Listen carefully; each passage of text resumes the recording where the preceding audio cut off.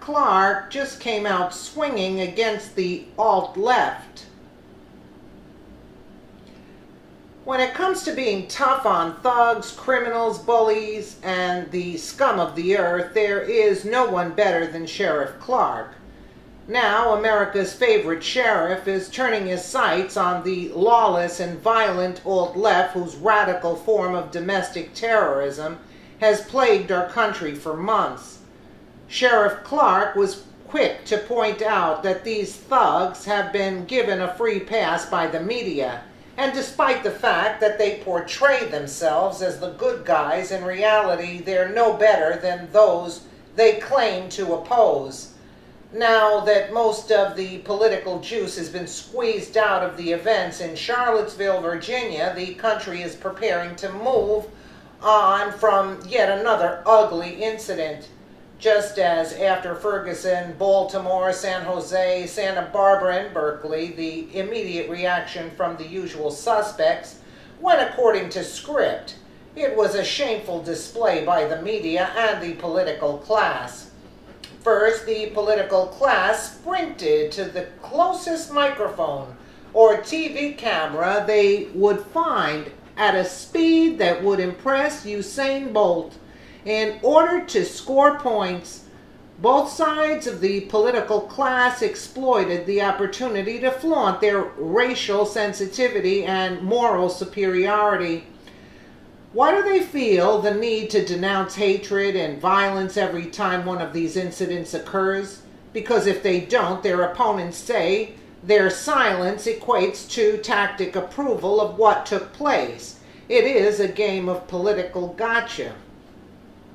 It is telling about the self-righteousness of the political class that they would sink so low for political gain as to use an incident where one young lady lost her life and others were injured. It is reprehensible. The incident amounted to hate versus hate.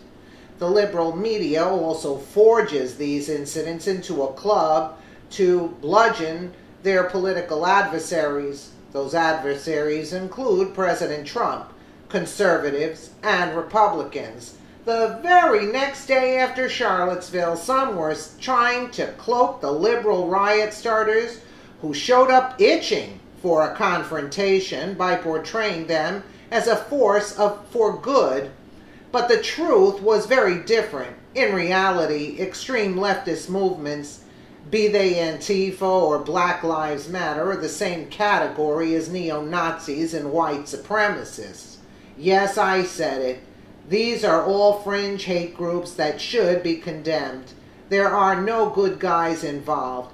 It's remarkable that the political left continues to treat Antifa and Black Lives Matter as mainstream movements. It must stop.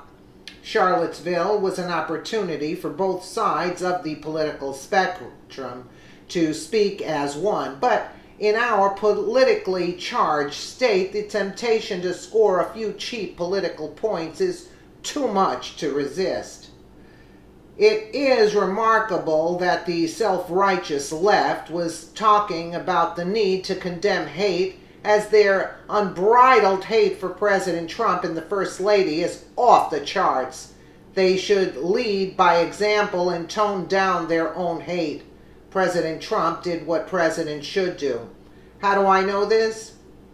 Because in the early stages of an event like this, the reports of what happened are often wrong and subject to change. It has happened to me numerous times during critical incidents. Initial stages are chaotic.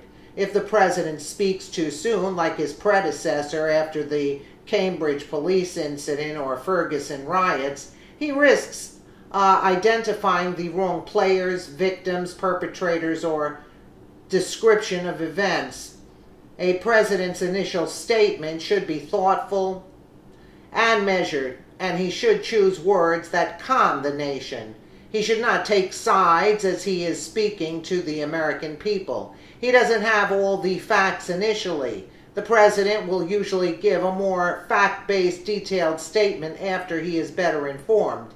That is what President Trump did. It was a presidential moment. The timing of when to make an initial statement is always a toss-up.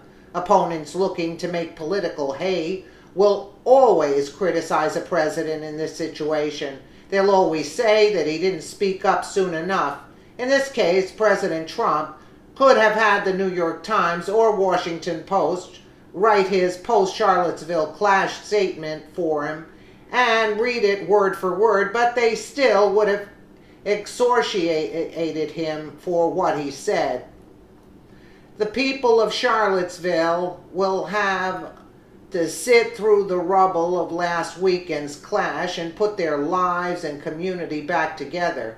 The sad thing is that the media and political class are just going to pull up stakes and leave town in search for their next opportunity at political theater.